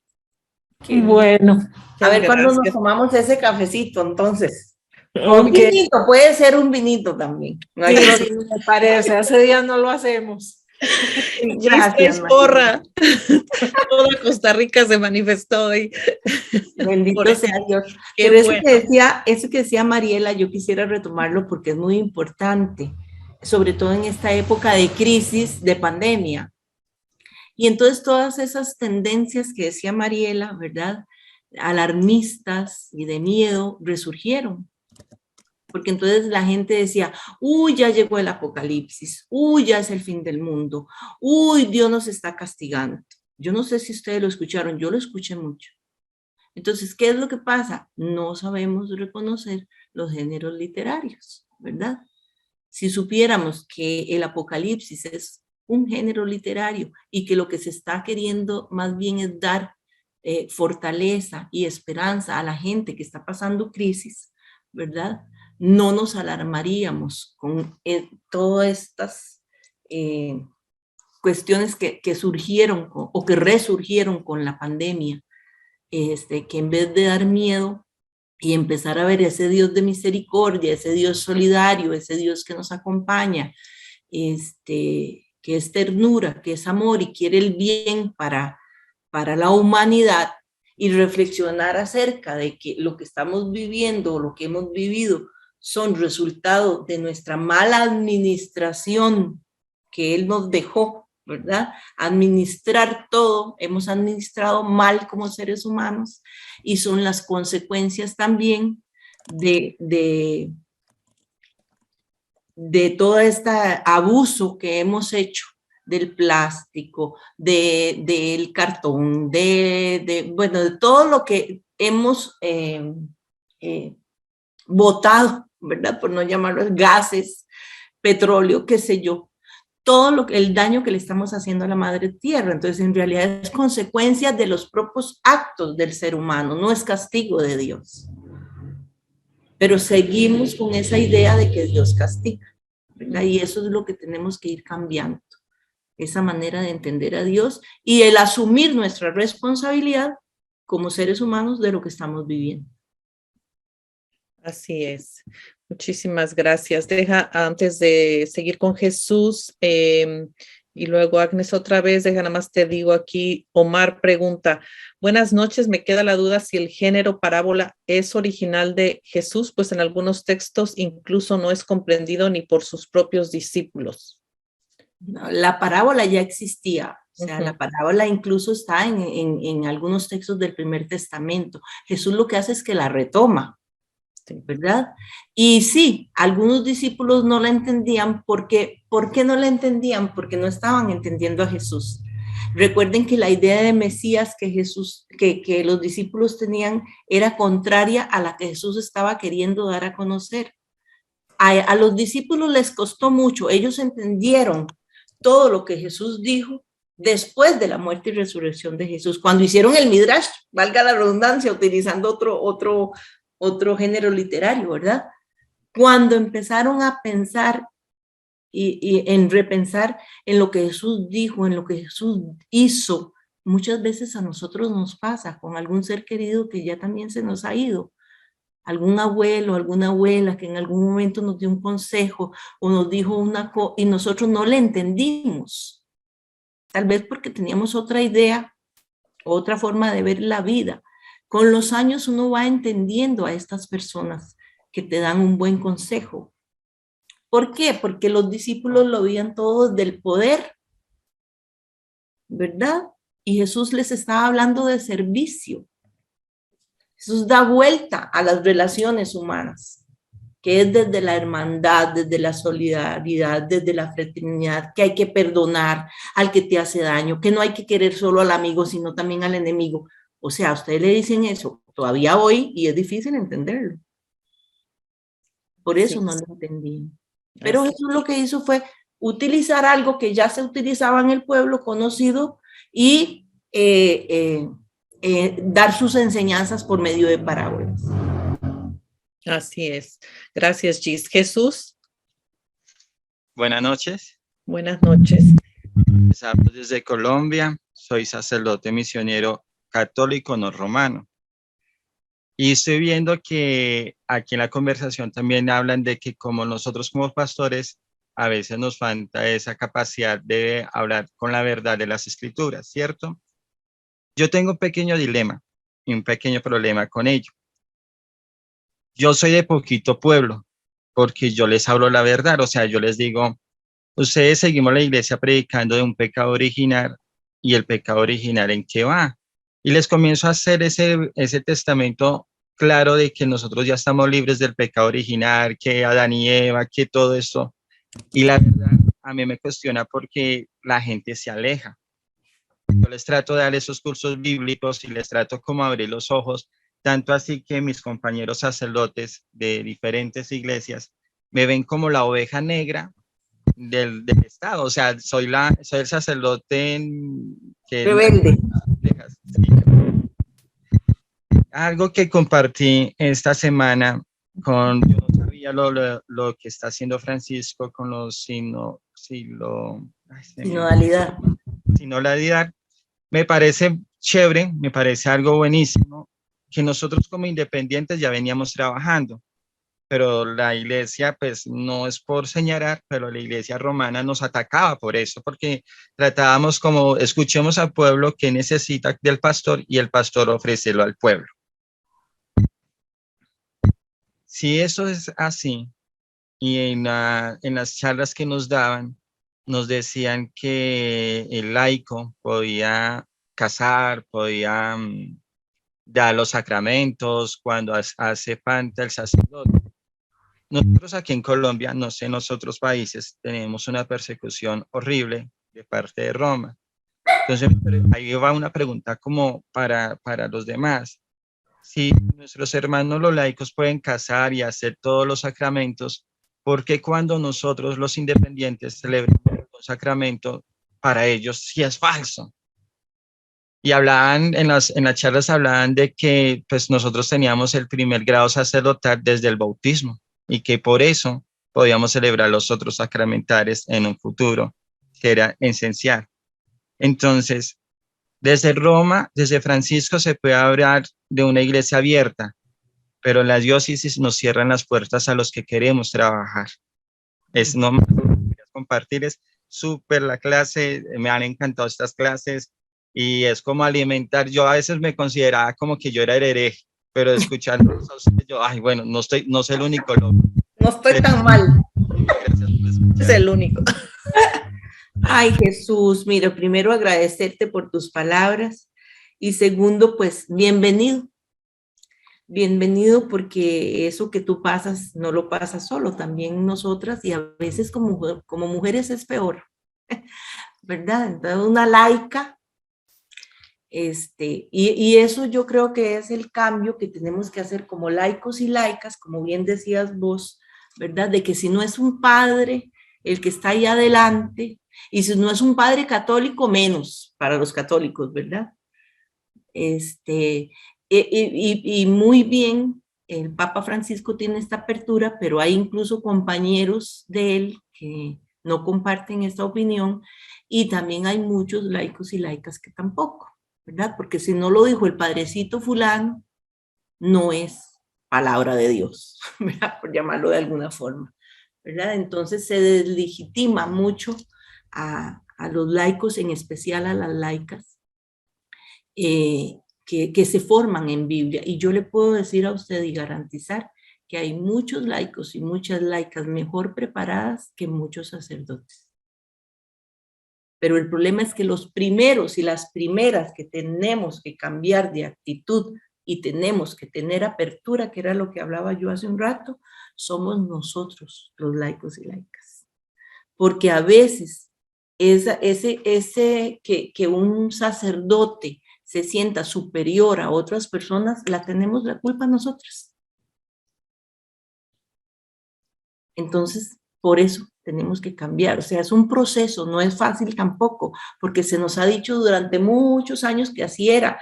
Dios libre, me acuerdo que cuando yo era pequeñita, a uno le decían Dios libre a hablar mal de un sacerdote.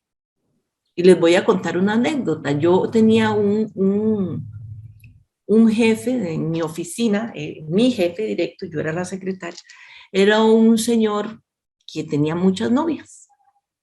Entonces a él lo llamaban a la oficina, todas las novias habidas y por haber, ¿verdad? Y yo tenía que estar justificando, bueno.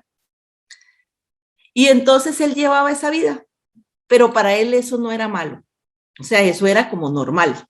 Y un día en el comedor, que estábamos almorzando todos, alguien empezó a hablar algo de un sacerdote. Y ese hombre se ha levantado de la mesa y salió, pero como con un susto, como con un miedo, con un terror, porque él decía que lo peor que uno puede hacer es hablar de un sacerdote mal, porque Dios lo castigaba. Y yo dije, ¿cómo? Y anda con una y con otra, y eso él no lo ve malo. Pero hablar mal de un sacerdote, Dios libre, porque Dios lo castigaba. Entonces, ¿hasta dónde llega nuestra formación? Por eso les decía, y les repito lo que dije al principio, de ahí tan importante nuestra formación bíblica. No le podemos exigir ni pedir a las personas que no tienen formación que puedan tener un cambio o un proceso de cambio, porque no han tenido la oportunidad que gracias a Dios tenemos nosotros aquí, este grupito. Tenemos que sentirnos privilegiados y privilegiadas. Pero entonces también eso que se nos da, por eso el texto dice, al que poco se le da, poco se le pide, pero al que mucho se le da, mucho se le pide. ¿Por qué? Porque ya usted teniendo estas herramientas en las manos, entonces ya tiene que involucrarse, ¿verdad? Como dice el Papa Francisco, caminar juntos es responsabilidad nuestra porque somos parte de la iglesia. No solo es de los sacerdotes y las monjitas, nosotros somos también piedras vivas, somos esa iglesia viva. Entonces, ¿qué hacemos con esas herramientas? ¿Cómo las damos a conocer? En pequeños grupos, qué sé yo, perfectamente con una presentación chiquita, ustedes pueden ir guiando a un grupito de personas, pero primero tienen que entenderlo ustedes para poderlo transmitir. Y ahí poco a poco se va extendiendo como el evangelio, ¿verdad? Hasta los confines del mundo. Pero también no preocuparse en esto, Jesús, por la cantidad, sino por la calidad. Recuerden que así fue el evangelio, ¿verdad? Desde lo poquitito, desde lo chiquitito, así inició. Uno quisiera ver aquí, a todo mundo, o en los talleres que damos, ¿verdad? Que llegaran 100, 200 personas, pero es desde lo chiquitito, desde lo poquitito. Y eso sí nos convierte en agentes multiplicadores. Tenemos que irlo dando a conocer. Eso es el evangelio, de ahí la semilla de mostaza. Mil gracias, Gisi. Pues yo me uno a eso y también, Jesús, te digo, nosotros como IBICLA, como escuela bíblica, también no fuimos bien recibidos en la parroquia donde estábamos por la comunidad de la parroquia. No voy a decir por los sacerdotes, por la propia comunidad. Y bueno, como dice Gis, uno va buscando los espacios. Nosotros pues ahora estamos en lo virtual y parece que ha respondido la gente, respondieron gente de otras tradiciones, etcétera. Entonces, poco a poquito, ¿verdad? Pero yo le felicito por ese empeño y pues no se rinda. Y gracias por estar aquí en este grupo, escuchándonos unos a los otros. No me queda más que darte las gracias, Gis. Había visto que Agnes tenía la mano levantada, pero ya no la veo en la sala.